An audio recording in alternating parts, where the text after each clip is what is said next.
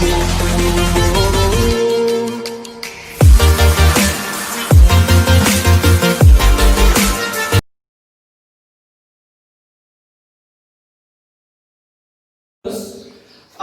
इस पार्ट में motion invested का जो ग्राफ का पार्ट है, एसटी ग्राफ हो गया, वीटी ग्राफ हो गया या फिर एटी ग्राफ का कुछ पोर्शंस, वो सब हम लोग आज इस पार्ट में डिटेल में एनालाइज करेंगे।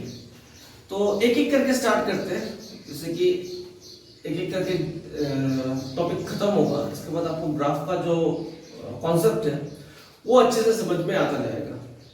तो स्टार्ट करते हैं, पहले लेते हैं हम लोग ST graph, displacement time graph. अब तो आपको यह पता होगा कि एस डिस्टेंस नहीं होता है, डिस्प्लेसमेंट होता है। तो एसटी ग्राफ, तो एसटी ग्राफ होता क्या है, चलिए यहां पे बनाता हूं मैं। मान लो ये इस एक्सिस पे एस है और इस एक्सिस पे टी है। मान लो इस एक्सिस पे एस है और इस एक्सिस पे टी है, और मान लो कोई ग्राफ है हमारा इस तरीके से, इसके ए बी पकड़ लेते हैं। अब ये ग्राफ जो है यहां पे एक एंगल बना रहा है से थीटा। अब ये थीटा क्या है, हमने पर रखा है कि ये थीटा जो है ये स्लोप है। अगर इस पार्ट में कुछ डाउट है तो डिफरेंशिएशन का जो वीडियो बनाया वो अच्छे से देख लेना, तो समझ में आ जाएगा कि ये थीटा को मैं स्लोप क्यों बोल रहा हूं। तो स्लोप क्या है, स्लोप का formula y2 minus y1 bye x2 minus x1। ऐसे होगा ना, अगर इस स्लोप को मुझे निकालना है तो y2 minus y1 x2 minus x1। Actually जो स्लोप है उसको थीटा भी हम लोग tan ऑफ थीटा पकड़ते हैं, बट ग्राफ में सब चीज को समझाने के लिए उसको हम लोग थीटा ही पकड़ेंगे। तो थीटा क्या है, स्लोप क्या है, चेंज इन वाई डायरेक्शन, ये तो पता है ना सबको, ये x है और ये y है। अब हम लोग फॉर्मूला लिखने के बाद ये जो चेंज इन y है, y एक्सिस पे हमने क्या पकड़ के रखा हुआ है, मेरे हिसाब से y एक्सिस पे हमने डिस्प्लेसमेंट रख रखा है, तो y की जगह पे मैं रख दूंगा डिस्प्लेसमेंट, और x में क्या रखा हुआ है, x में रखा हुआ है टाइम, तो यहां पे रख दूंगा टाइम।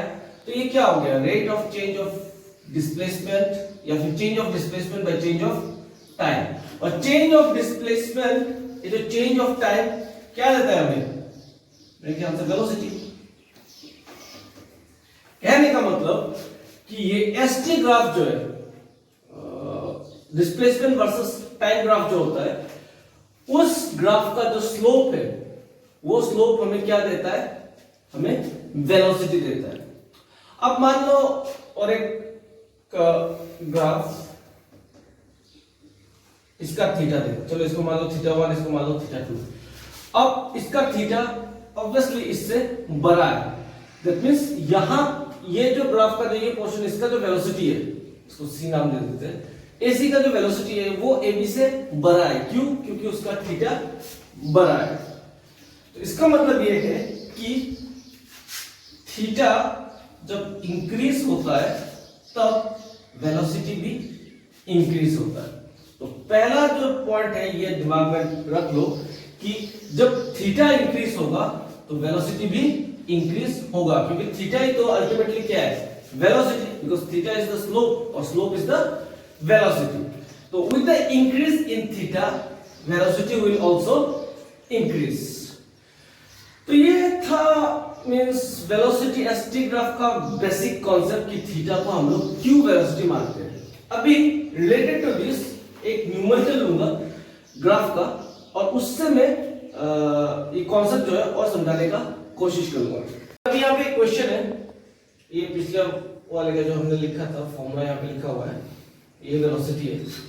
ये क्वेश्चन में दिया हुआ है, एक ग्राफ दिया हुआ है, O से A गया, A से B गया, B से C गया। अब हमसे पूछा जा रहा है कि फाइंड वेलोसिटी OA में कितना वेलोसिटी होगा, AB रीजन में कितना वेलोसिटी होगा और BC रीजन में कितना वेलोसिटी होगा। तो एक एक करके निकालते हैं, पहले OA निकालते हैं। OA में वेलोसिटी निकालना है। तो वेलोसिटी क्या है? वेलोसिटी तो स्लोप है। स्लोप का फॉर्मूला क्या है? y2 minus y1 bye x2 minus x1। चलो a y2 कितना है? 10 माइनस y1 कितना है? 0 बाय x2 कितना है? 10 माइनस x1 कितना है? 0। तो ये आ जाएगा 10 बाई 10 1 मीटर पर सेकेंड। अब सेम केस हम लोग करते हैं AB। AB में एक चीज देखो, स्ट्रेट है, ये स्लोप कितना बना रहा है एक्स एक्सिस के साथ? मेरे ख्याल से ये स्लोप 0 बना रहा है। स्लोप 0 डिग्री का बना रहा है क्योंकि ये एक्स एक्सिस है और ये AB स्ट्रेट है, तो दोनों में एंगल कितना बन रहा है? स्लोप कितना बन रहा है? 0। तो वेलोसिटी कितना हो जाएगा? 0। इसको करके भी देखो तो भी आंसर वही आएगा। ये B में, चलो करके देख लेते हैं। y2 minus y1 by x2 minus x1। y2 कितना है? 10 माइनस y1 कितना है? 10। नीचे तो चलो कुछ भी हो जाए, 15 माइनस 10, लेकिन ऊपर अगर 0 आ गया तो आंसर तो 0 ही होगा। और एक चीज समझ लो, वेलोसिटी क्या होता है? वेलोसिटी होता है displacement by time. Displacement by time. तो ये देखो, इसकी इनिशियल पोजीशन ये था, फाइनल पोजीशन भी यही है। 10 पे इनिशियल था, फाइनल पे 10 ही है, तो डिस्प्लेसमेंट 0 हो जाएगा। तो न्यूमरेटर में अगर डिस्प्लेसमेंट ही 0 हो जाएगा तो पूरा वेलोसिटी कितना हो जाएगा? 0। तो किसी भी कांसेप्ट से समझो कि अगर स्ट्रेट लाइन हुआ तो वेलोसिटी जो है वो हो जाएगा 0। अब आते हैं हम लोग BC पे। यहां पे कर दे रहा हूं। BC पे वेलोसिटी होगा स्लोप होगा y2 minus y1 by x2 minus x1। अभी लिख रहा हूं फॉर्मूला, अगली बार से फॉर्मूला लिखूंगा नहीं। तो ये इसका वैल्यू नहीं दे, तो मान लो ये 15 है, ये मान लो 15 है। तो y2 है 15 माइनस BC है ना, तो y1 तो ये होगा माइनस 10 बाई 20 माइनस x2 कितना होगा? 15, सॉरी x2 15, x2 20, x1 15। तो ये आ जाएगा 5 बाई 5। तो इसका भी आंसर कितना रहेगा? 1 मीटर पर सेकेंड। तो ये था एकदम बेसिक लेवल का क्वेश्चन, जहां पे हमें जिस भी रीजन का वेलोसिटी दिया हुआ है वो ढूंढना है। तो अगला जो क्वेश्चन करूंगा उसमें यहां पे सिर्फ हमें पॉजिटिव वेलोसिटी मिल रहा है। अगला क्वेश्चन में दिखाऊंगा कि वेलोसिटी कौन सा सर्कमस्टेंसेस में आता है, या फिर हम लोग ग्राफ देख के कैसे समझ जाएंगे कि वेलोसिटी नेगेटिव आने वाला है। ओके, अब स्टूडेंट्स ये ग्राफ देखो। ये ग्राफ में मान लो हमें दिया गया है कि वेलोसिटी निकालो OA पे, AB पे और BC पे। तो पहले लेते हैं हम लोग OA वाला पार्ट। तो OA वाला पार्ट तो बहुत ही सिंपल है, पहले भी कर चुके हैं हम लोग। तो ये कितना आएगा? 10 माइनस 0 बाई 5 माइनस 0, ये आएगा 10 बाई 5 2। चलो ये तो हो गया। AB में तो अब करने का जरूरत ही नहीं है, अभी तो आपको समझ में आ गया होगा कि ये 0 होगा। अब आते हैं BC में। y2 minus y1 by x2 minus x1। अब इस केस में ये मेरा y2 है और ये मेरा y1 है। BC है ना, B से लेकर C तक गया, तो C होगा मेरा y2 और B होगा मेरा y1। तो C का वैल्यू कितना है y में? 0 माइनस y1 का वैल्यू कितना है? 10 बाई x2, चलो 25 माइनस 15। तो ये आ जाएगा माइनस 10 बाई 10। मेरा आंसर कितना आ गया? -1। यानी कि यहां पे जो मेरा वेलोसिटी आया वो आया नेगेटिव में। तो ग्राफ देखो, ये ऐसे जा रहा था, यहां पे वेलोसिटी पॉजिटिव था, यहां पे वेलोसिटी 0 हो गया, यहां पे वेलोसिटी नेगेटिव हो गया। तो यहां से तुम लोग एक चीज पूरा दिमाग में घुसा दो कि ये जो x एक्सिस है, ये जो x एक्सिस है, इस x एक्सिस के साथ जो थीटा बनता है पॉजिटिव साइड, ऐसा नहीं कि ये वाला साइड बना दिया ये वाला साइड, ये नहीं, पॉजिटिव साइड। पॉजिटिव साइड के साथ जो थीटा बनता है, if theta is less than 90 degree, see यहां पे theta is less than 90 degree, तो वेलोसिटी आएगा positive. And if theta is greater than 90 degree, ये देखो ये थीटा जो है 90 डिग्री से बड़ा है, वेलोसिटी जो आएगा वो क्या आएगा, नेगेटिव। ये कॉन्सेप्ट जो है दिमाग में रख लो कि वेलोसिटी अगर पॉजिटिव है तो थीटा 90 से कम होगा। इसका और एक चीज भी है, ये भी देख लो, अगर वेलोसिटी कर्व पे ऐसा आ रहा हो तो ये सब पॉजिटिव होंगे, और अगर ऐसे आ रहा हो तो ये सब निगेटिव होंगे। ये तो समझ में आ रहा है, क्योंकि ये सब जो होंगे वो लेस देन 90 डिग्री होंगे, और ये सब जो ऐसे जो भी आएंगे वो ग्रेटर देन 90 डिग्री होंगे। तो ऐसे वाले कर्व सारे होंगे पॉजिटिव, और ऐसे वाले कर्व जो होंगे वो होंगे निगेटिव। तो आई थिंक अभी कॉन्सेप्ट आपको समझ में आ गया होगा कि पॉजिटिव वेलोसिटी, नेगेटिव वेलोसिटी, किसी भी रीजन में एसटी ग्राफ से हम लोग वेलोसिटी कैसे निकालते हैं। इतना सब कुछ करने के बाद अब हम लोग एक ग्राफ से कोरस्पोंडिंग ग्राफ को कैसे रिलेट करते हैं वो देखेंगे अगली क्वेश्चन में। ओके स्टूडेंट, यहाँ पे क्वेश्चन है, ये है क्वेश्चन, एक ग्राफ दिया हुआ है एसटी ग्राफ, और हमसे पूछा गया है कि इसका कोरस्पोंडिंग ग्राफ इनमें से कौन सा है, ए है, बी है, सी है या डी है, इसका कोरस्पोंडिंग ग्राफ। तो आओ चलो पहले एक चीज देख लेते हैं कि ये जो ग्राफ है इसका जो थीटा है, तो क्लियरली दिखाई दे रहा है कि theta is greater than 90 degree, that means velocity क्या आएगा, नेगेटिव। तो जब वेलोसिटी नेगेटिव आएगा तो ये पॉजिटिव वाला और ये पॉजिटिव वाला दोनों कैंसिल, क्योंकि ये दोनों तो हो ही नहीं सकते। अब हमें देखना है कि इन दोनों में से ये है या ये है। अच्छा, अभी यहाँ पे 2 क्यों दिया हुआ है, 2 इसलिए दिया हुआ है क्योंकि यहां से अगर हम लोग स्लोप वेलोसिटी निकालते हैं तो क्या आएगा, y2 minus y1 by x2 minus x1, तो ये आएगा 5 माइनस 10 बाई, चलो इसको 0 पकड़ लेते हैं, 5 माइनस 0, तो ये आएगा माइनस 5, माइनस 10 माइनस 0 में भी क्या कर रहा हूं, ये वैल्यू जो है, ये वैल्यू y2 तो 0 है, 0 माइनस 10, ये वैल्यू तो 0 है, 0 माइनस 10 बाई 5 माइनस 0, ये आएगा माइनस 10 बाई 5, तो आंसर हमारे पास आ जाएगा माइनस 2। तो वेलोसिटी तो माइनस 2 है, इसलिए ग्राफ में हर जगह पे 2 2 2 दिया हुआ है, तो ये दोनों तो नहीं होगा, क्योंकि ये बिना निकाले ये यहां से हम लोग बोल सकते हैं कि थीटा जो है वो ग्रेटर देन 90 डिग्री है, तो नेगेटिव में आएगा। अब बात है कि इन दोनों में से कौन सा होगा वो कैसे पता चलेगा। तो एक चीज देखो, ये जो स्लोप है, ये जो स्लोप है, इस स्लोप का एक्स एक्सिस के साथ थीटा देखो, हर बार थीटा सेम आ रहा है। क्यों सेम आ रहा है, सेम आ रहा है तो उसका मतलब क्या है, अगर कर्व कुछ ऐसा होता, ऐसा टाइप होता, तो इस पे देखो, इस पॉइंट पे जो थीटा आएगा या फिर इस पॉइंट पे जो थीटा आएगा वो डिफरेंट आएगा, पर इस पे देखो थीटा जो है वो हर बार सेम आ रहा है। That means what, it is a clear case of constant velocity.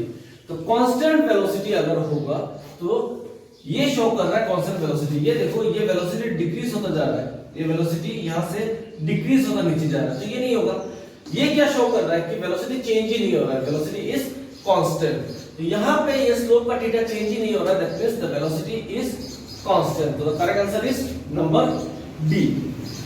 तो ऐसे स्ट्रेट लाइन वाला जो स्ट्रेट लाइन होता है उसमें ये सब कोरस्पोंडिंग ग्राफ निकालना बहुत ज्यादा इजी हो जाता है। तो इसलिए आज मैं जो भी करूंगा थोड़ा कर्व वगैरह में करूंगा ताकि तुम्हारा कॉन्सेप्ट और ज्यादा क्लियर हो पाए। ये तो समझ में आ गया होगा कि ये थीटा ग्रेटर देन 90 तो इसलिए नेगेटिव, और हर जगह थीटा सेम है यानी वेलोसिटी कांस्टेंट। अगर थीटा कांस्टेंट है तो वेलोसिटी कांस्टेंट है। अच्छा, इसमें और एक चीज बोल देता हूं कि अगर थीटा कांस्टेंट है तो वेलोसिटी कांस्टेंट है, और अगर वेलोसिटी कांस्टेंट है तो एक्सेलरेशन कितना होगा, 0, क्योंकि वेलोसिटी अगर चेंज नहीं होगा, ना इंक्रीज होगा ना डिक्रीज होगा, तो एक्सेलरेशन कितना होगा, 0।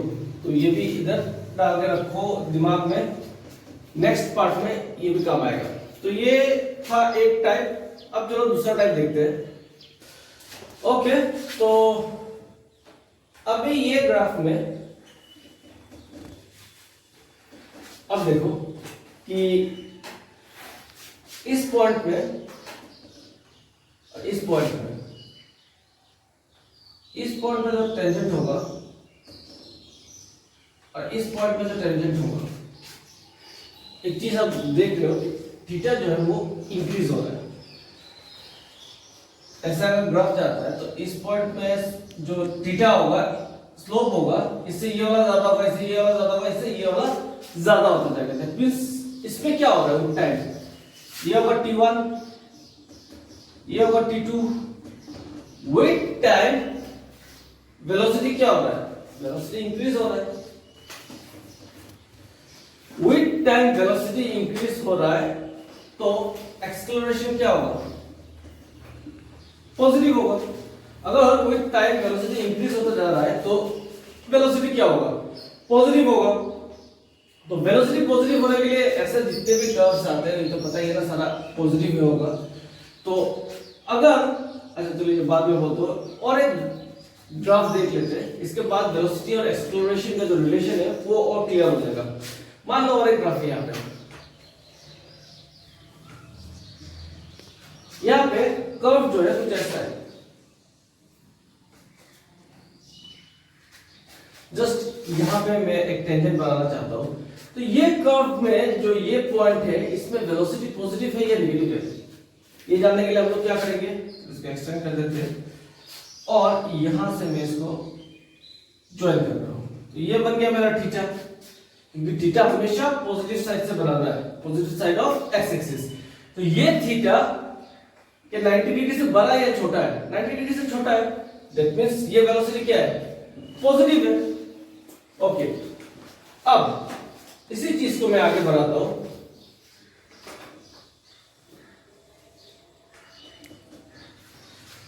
यहां पे मान लो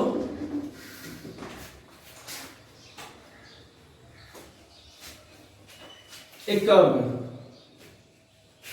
अब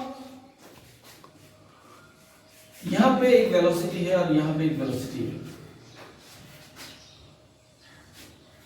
अब देखो ये कर्व का जो एंगल होगा, टेंजेंट होगा, और ये कर्व का जो एंगल होगा, कौन सा थीटा बड़ा है, मेरे हिसाब से ये वाला थीटा बड़ा है। नजदीक है तो बड़ा होगा, दूर जाएगा तो छोटा हो जाएगा।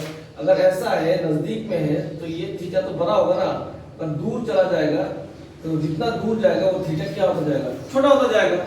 तो दैट मींस थीटा जो है वो टाइम के साथ, अब टाइम के साथ कैसे हो रहा है ये कैसे पता चलेगा, इधर देखो, टाइम के साथ थीटा इंक्रीज हो रहा था। t1 में जो थीटा था, t2 में उससे बड़ा थीटा था। यहां पे देखो ये है t1, t1 में बड़ा है, ये t2, तो ऑब्वियसली पहले t1 आएगा फिर तो t2 आएगा। तो t1 में बड़ा है, t2 में जाके छोटा हो जाएगा। यहां पे थीटा क्या हो रहा है, डिक्रीज हो रहा है। थीटा डिक्रीज हो रहा है तो वेलोसिटी क्या होगा, वेलोसिटी भी डिक्रीज होगा। यहां पे एक्सेलरेशन क्या होगा, नेगेटिव होगा। यहां पे विद टाइम वेलोसिटी इंक्रीज हो रहा था तो एक्सेलरेशन क्या था, पॉजिटिव। यहां पे विद टाइम वेलोसिटी डिक्रीज हो रहा है तो एक्सेलरेशन क्या हो जाएगा, नेगेटिव। तो ये था तुम लोगों को समझाने के लिए कि ग्राफ देख के हम लोग एक्सेलरेशन जो है वो पॉजिटिव है या नेगेटिव है कैसे बता सकते हैं। ये तो चलो समझ में आ गया कि चलो ये वेलोसिटी इंक्रीज हो रहा है तो एक्सेलरेशन पॉजिटिव, यहां पे समझ में आ रहा है वेलोसिटी डिक्रीज हो रहा है तो एक्सेलरेशन नेगेटिव। अब सुनो, अभी इसको याद रखने के लिए एक शॉर्टकट है। अब इसको याद रखने के लिए कॉन्सेप्ट जो है वो तो मैंने समझा दिया कि कब एक्सेलरेशन पॉजिटिव होता है और कब नेगेटिव होता है, क्यों होता है। पर इसको सिंपल तरीके से अगर याद रखना है तो मैं दो ग्राफ दिखाता हूं, समझ में आ जाएगा।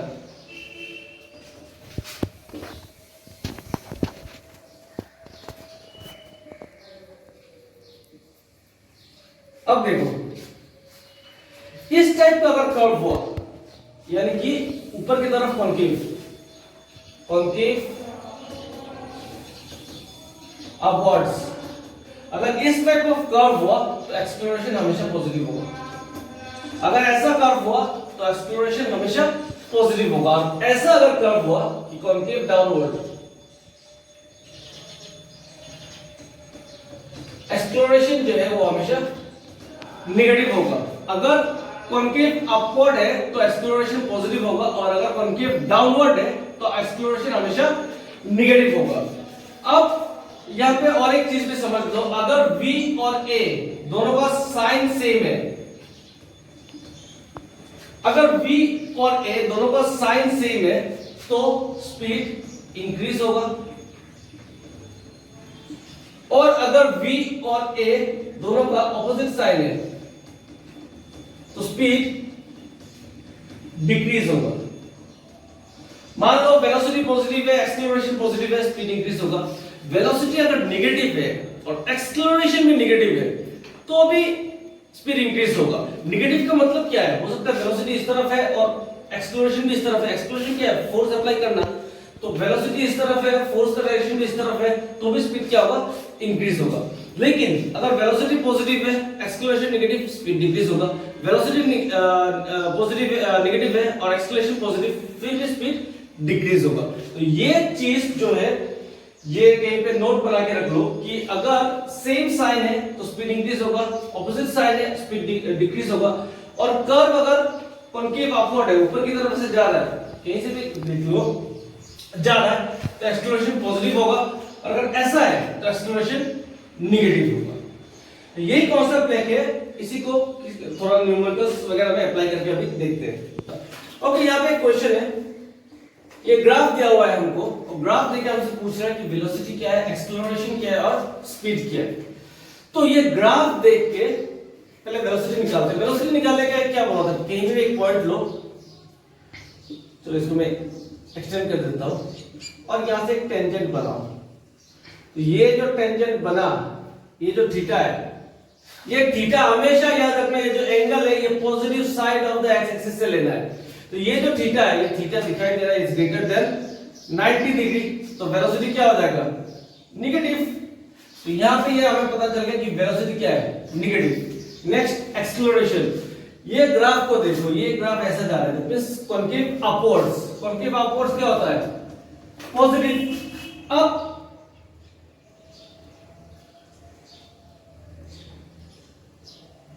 अब हमें देखना है, अब देखो वेलोसिटी निकल गया, एक्सेलरेशन निकल गया, स्पीड। मैंने क्या बोला? दोनों का अगर सेम साइन तो स्पीड इंक्रीजिंग, ऑपोजिट साइन जैसे कि यहां पे ऑपोजिट है तो स्पीड डिक्रीजिंग। समझ में आ गया ऐसे टाइप ऑफ ग्राफ को हम लोग कैसे सॉल्व करते हैं? चलो मान लो यहीं पे और एक क्वेश्चन में दे देता हूं। मान लो ऐसा एक ग्राफ है और ये ग्राफ दिया हुआ है कुछ ऐसा। अगर ग्राफ ऐसा दिया हुआ है तो 2 मिनट के लिए वीडियो को पॉज करके सोचो कि एक्सेलरेशन क्या होगा, वेलोसिटी क्या होगा, स्पीड क्या होगा। पॉज करके सोचना, इसके बाद मेरा आंसर देखना। चलो मैं आंसर बोलता हूं। यहां पे अगर एक पॉइंट है, इसका जो टेंजेंट आएगा ये 90 से बड़ा या छोटा है, जो दिखाई दे रहा है 90 से बड़ा है, तो वेलोसिटी क्या होगा? नेगेटिव। ये जो कर्व था ये क्या है? कॉन्केव डाउनवर्ड, तो एक्सेलरेशन भी क्या होगा? नेगेटिव। लेकिन दोनों का साइन सेम है, वेलोसिटी भी नेगेटिव, एक्सेलरेशन भी नेगेटिव, तो स्पीड क्या होगा? इंक्रीजिंग। तो समझ में आ गया ऐसे टाइप ऑफ ग्राफ देके हम लोग स्पीड, वेलोसिटी और एक्सेलरेशन को कैसे जज कर सकते हैं। तो अभी देखते हैं थोड़ा और different type of numericals. Okay students, यहाँ पे एक क्वेश्चन है, यहाँ पे एक एसटी ग्राफ दिया हुआ है और पूछा गया कि यहाँ से इसका कॉरेस्पॉन्डिंग ग्राफ निकालने के लिए। तो अब देखो यहाँ पे कोई भी एक पॉइंट लिया, ये थीटा लेस देन 90, तो हमारा वेलोसिटी क्या है? पॉजिटिव। वेलोसिटी पॉजिटिव है, तो वेलोसिटी पॉजिटिव है, तो देखो ये वाला तो वेलोसिटी नेगेटिव में जा रहा है, ये तो हो ही नहीं सकता, ये भी नेगेटिव हो ही नहीं सकता। अब हमारे पास दो ऑप्शन बचता है पॉजिटिव वेलोसिटी में, एक ये है और एक ये है। अब देखो ये कॉन्केव अपवर्ड्स है तो एक्सेलरेशन भी पॉजिटिव, तो दोनों अगर पॉजिटिव है तो स्पीड क्या होगा? इंक्रीजिंग। तो इन दो ग्राफ में ये देखो, ये कांस्टेंट स्पीड का, ये कांस्टेंट वेलोसिटी का केस है, और इसमें केस क्या है कि स्पीड इंक्रीज हो रहा है। तो हमारा आंसर क्या होगा? सी। तो ऐसे कोरस्पोंडिंग ग्राफ चूज करने के लिए हमें क्वेश्चन आ सकता है। एनडब्ल्यूटी में तो आता ही है, जेडब्ल्यू मेंस में भी आता है, तो एडवांस लेवल में ये आता है, और इवन बोर्ड में भी ये ग्राफ का प्रॉब्लम बहुत कॉमन है। तो इस टाइप का और एक दो प्रॉब्लम हम लोग देख लेते हैं यहाँ पे। ओके, ये तो शायद मैंने पहले बताया भी था, फिर भी अभी बोल देता हूँ। ये जो ग्राफ है, इस ग्राफ में देखो थीटा चेंज नहीं हो रहा है, हर जगह पे थीटा सेम है। तो ऐसा केस में थीटा जहां पे कांस्टेंट हो वहां पे वेलोसिटी होता है कांस्टेंट और एक्सेलरेशन होता है जीरो। अगर वेलोसिटी चेंज ही नहीं होगा तो एक्सेलरेशन आएगा कहां से? तो अब करते हैं नेक्स्ट क्वेश्चन। ओके स्टूडेंट्स, अभी एक क्वेश्चन है यहाँ पे एक एसटी ग्राफ दिया हुआ है, और हमसे बोला गया है कि यहां से इसे कॉरस्पॉन्डिंग ग्राफ निकालने के लिए। तो पहले वीडियो को पॉज करके खुद ही ट्राई करो, इसके बाद इसका आंसर देखो। ऐसे टाइप ऑफ कर्व में ये देखो, ये जब टॉप सरफेस है, यहाँ पे स्लोप कितना होगा? मेरे हिसाब से जीरो। तो स्लोप जीरो, तो यहाँ पे वेलोसिटी जीरो हो जाएगा। यानी कि अगर मैं इसको बीच से डिवाइड कर दूं तो सेंटर में जाके वेलोसिटी जीरो हो जाता है। तो चलो इसका भी सेंटर में जीरो हुआ, इसका नहीं हुआ, तो ये क्या? इसका भी जीरो हुआ, इसका भी जीरो हुआ, तो एक ऑप्शन तो चला गया। अब देखो, इसको पार्ट बाय पार्ट करते हैं। इस पार्ट पे देखो, कोई भी एक पॉइंट ले लो, इसका टेंजेंट जो बनाएगा उसका थीटा देखो, थीटा लेस देन 90, यानी वेलोसिटी पॉजिटिव, और कर्व ऐसा है तो दैट मींस एक्सेलरेशन तो हमेशा नेगेटिव रहेगा। तो यहां पे स्पीड क्या होगा? डिक्रीजिंग। इस पार्ट में आ जाओ, इस पार्ट में कोई भी पॉइंट लो, देखो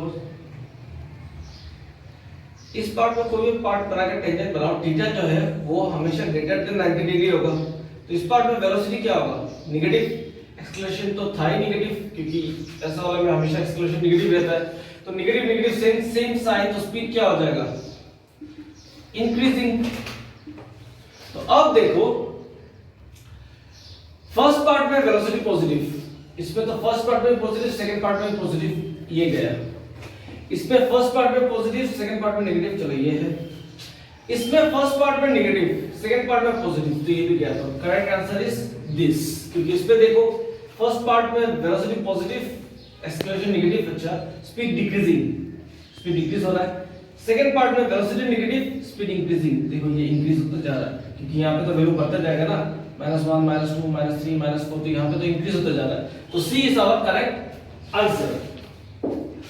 अब इस टाइप ऑफ कर्व में कुछ पॉइंट्स है वो ले लो,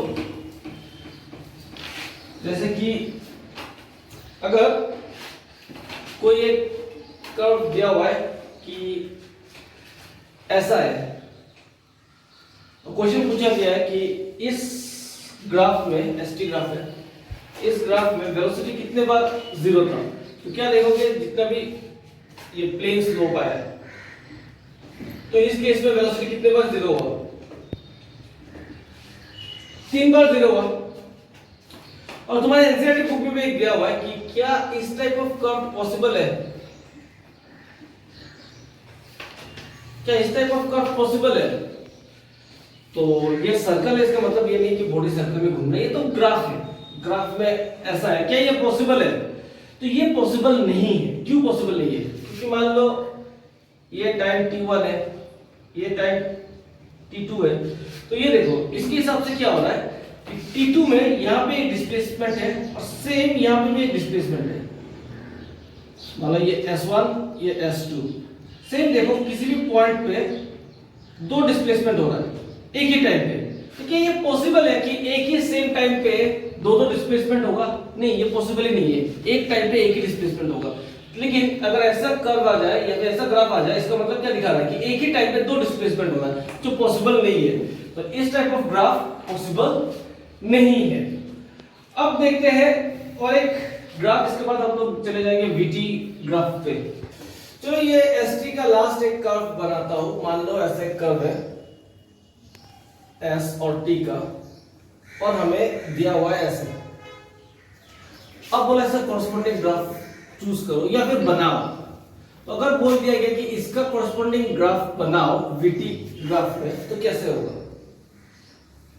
अब देखो, गौर से देखो एक चीज, क्या ये जो v है ये पॉजिटिव है या नेगेटिव है? ये लेस देन 90 है। अगर लेस देन 90 है तो हमारा v जो है वो क्या होगा? पॉजिटिव में आएगा। अगर लेस देन 90 है तो पॉजिटिव में आएगा। अब यहां पे देखो थीटा जो है ये चेंज हो रहा है क्या? नहीं हो रहा है। इट मींस हमारा v जो है, थीटा जो है वो कांस्टेंट है। अगर थीटा कांस्टेंट है तो वेलोसिटी भी क्या होगा?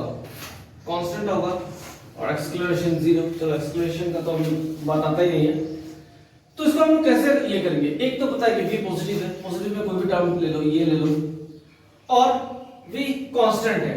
कांस्टेंट है तो ये बना दो, टाइम के साथ v चेंज ही नहीं हो रहा है, टाइम बढ़ रहा है, v सेम है। इसमें अगर और दूसरा कर्व कुछ ऐसा वैसा दिया रहे तो वो सब कर्व कैंसिल कर दो। ये ऐसा दिया हुआ है, वैसा दिया हुआ है, ये सब नहीं होगा। आंसर क्या होगा? ये होगा। तो आई थिंक अभी ग्राफ देख के तुम्हें उससे कॉरेस्पॉन्डिंग ग्राफ का आइडिया लगा सकते हो with this technique and all. तो चलो ये तो था रिगार्डिंग आवर वीटी ग्राफ। अब चलो करते हैं नेक्स्ट जो टाइप है हमारा एसटी ग्राफ। अब करते हैं चलो नेक्स्ट हमारा वीटी ग्राफ। चलो स्टूडेंट्स अभी देखते हैं हम लोग वीटी ग्राफ। ये ग्राफ मैंने बनाया है जिसमें y एक्सिस में मैंने वेलोसिटी लिया और x एक्सिस में मैंने टाइम लिया है। अब ये जो थीटा है, जो स्लोप है, वो क्या दे रहा है? थीटा मतलब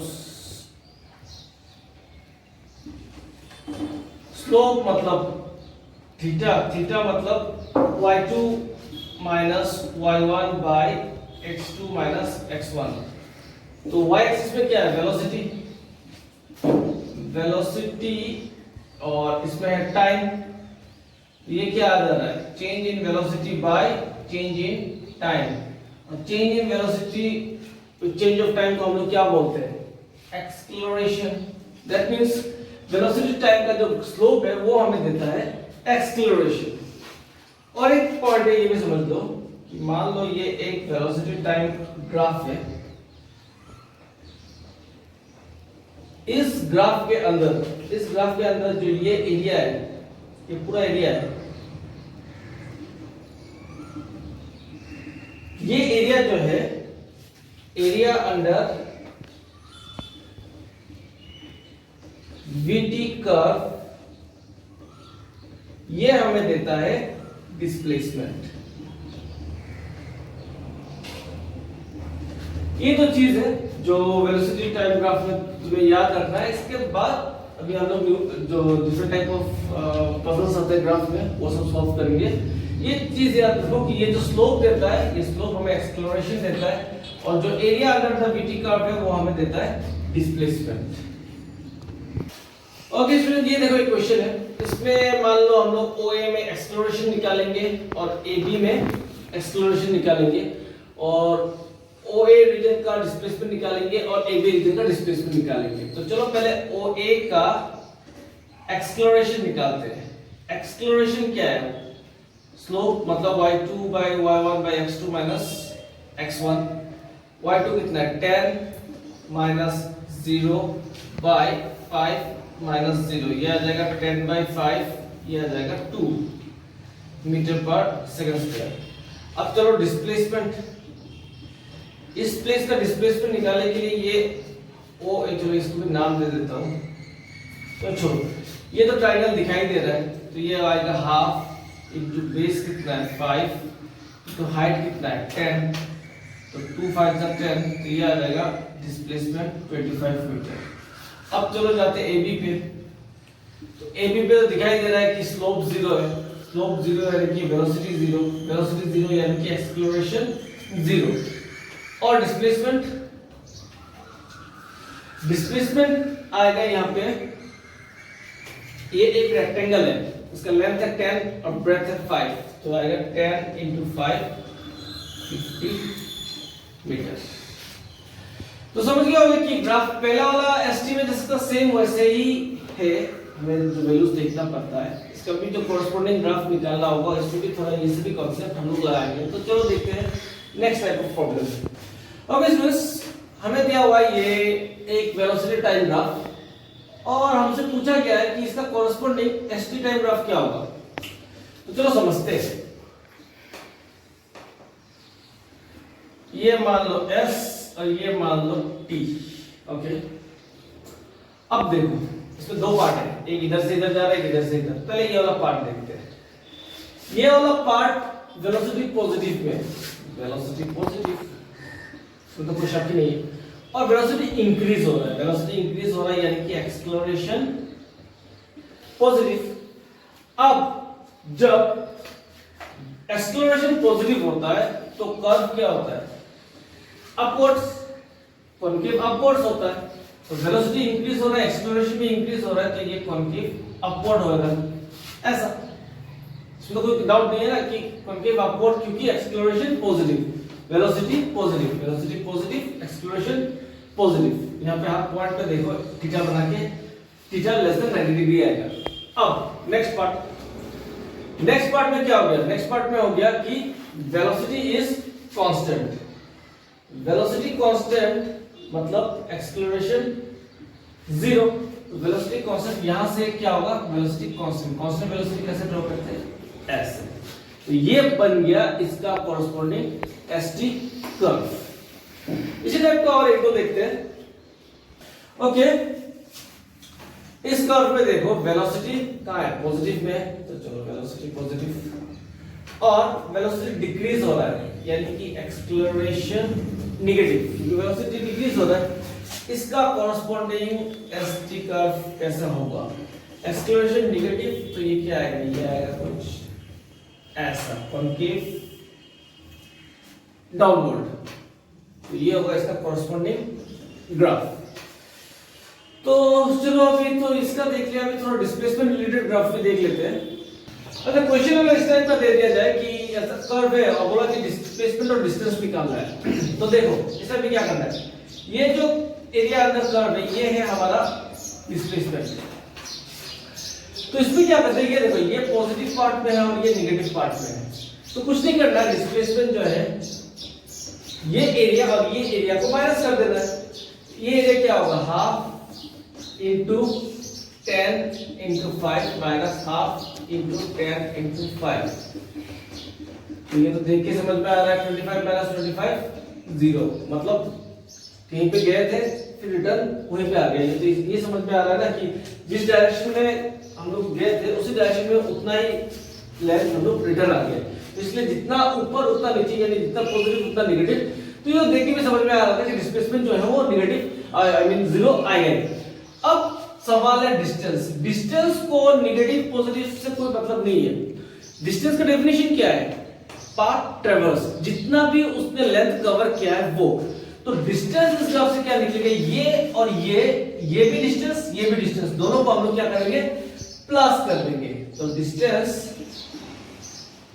s इक्वल्स टू, इसमें मैंने वेक्टर साइन दिया, इसमें नहीं दिया, तो ये डिस्प्लेसमेंट ये distance half into 5 into 10 plus half into 5 into 10, तो कितना आया था? 25 प्लस 25, ये आ जाएगा 50। तो समझ में आ गया कि ऐसे कर्व से डिस्टेंस और डिस्प्लेसमेंट कैसे निकाला जाता है। तो ये तो इजी वाला पार्ट था। चलो और एक सम कर लेते हैं हम लोग वीटी ग्राफ से। इसके बाद एटी ग्राफ में चलो बोलने के लिए उतना कुछ है नहीं, लेकिन चलो वो भी बोल दूंगा। एक और न्यूमेरिकल कर लेते हैं वीटी ग्राफ से। ओके स्टूडेंट्स, अभी देखो ऐसा एक टाइप दे दिया कि यहाँ पे कुछ वेलोसिटी, यहाँ पे वेलोसिटी, यहाँ पे वेलोसिटी, और बोला कि ये वीटी ग्राफ है, इसको रिप्रेजेंट करो इन एसटी ग्राफ। ये एसटी ग्राफ पे कैसे रिप्रेजेंट होगा? अब देखो यहाँ पे v स्ट्रेट जा रहा है यानी कांस्टेंट है, यहाँ पे v 0 है, यहाँ पे v कांस्टेंट है।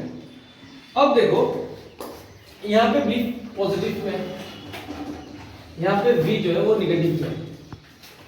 यहाँ पे डिस्प्लेसमेंट कितना होगा? ये 5 और ये 2, तो रेक्टेंगल है तो 2 into 5 10। यहाँ पे डिस्प्लेसमेंट कितना होगा? सेम 5 और 2 10। अब देखो यहाँ पे v पॉजिटिव और कांस्टेंट, v पॉजिटिव और कांस्टेंट शायद ऐसा होता है, मैंने क्या बोला था? ये सब वेलोसिटी पॉजिटिव और ये सब वेलोसिटी नेगेटिव। v कांस्टेंट ये वाला बना लिया हमने। अब कितना है यहाँ पे 10, डिस्प्लेसमेंट तो 10 है ना, तो इसलिए मैंने ये लिया 10। अब सेकंड पार्ट में v क्या है, v 0 है, v 0 है मतलब डिस्प्लेसमेंट 0, मान लो यहाँ तक। फिर और यहाँ पे टाइम भी तो दिया हुआ है 5, 10, मान लो 15 सेकंड, तो मान लो ये 5 सेकंड का, फिर 5 से 10 क्या कर रहा है, ये 0 है स्ट्रेट। फिर v कांस्टेंट और v नेगेटिव में है, तो v नेगेटिव हम लोग इससे रिप्रेजेंट करते हैं, तो ये बन गया हमारा इसका कोरस्पॉन्डिंग ग्राफ। तो ये सारा कॉन्सेप्ट लगा दिया कि ऐसा वेलोसिटी पॉजिटिव होता है, ऐसा नेगेटिव होता है, v जब 0 होता है तो स्ट्रेट होता है, तो ये सब भी आता है under this vt time graph. तो ऑब्वियसली सारा क्वेश्चन सॉल्व करना तो पॉसिबल नहीं है, हम लोग इससे जब डीपीपी बनाएंगे तो वहां पे ढेर सारा क्वेश्चन होगा जो ग्रुप में दे दूंगा, तो वो क्वेश्चन सॉल्व करते करते जो ये ग्राफ का जो पूरा डिफरेंट टाइप ऑफ क्वेश्चन है, जहां तक हो सकता है मैंने सब टाइप ही कवर करने का कोशिश किया है। जब आप और ज्यादा प्रैक्टिस करोगे तो इस पे ग्रिप और ज्यादा आता जाएगा। तो ये हो गया हमारा vt ग्राफ। अब एक छोटा सा पार्ट है at graph. Actually at graph में कुछ बताने लायक है नहीं, लेकिन फिर भी जो थोड़ा बहुत ये है मैं वो बोल देता हूँ। अभी हम लोग बात करते हैं एक्सीलरेशन टाइम ग्राफ का। तो इससे ज्यादा क्वेश्चन ऐसा पूछा नहीं जाता, क्योंकि कॉन्सेप्ट जो है जो लोगों को आना चाहिए कि इसका जो स्लोप है, स्लोप क्या देगा हमें, delta a by delta t, it is equivalent to jerk.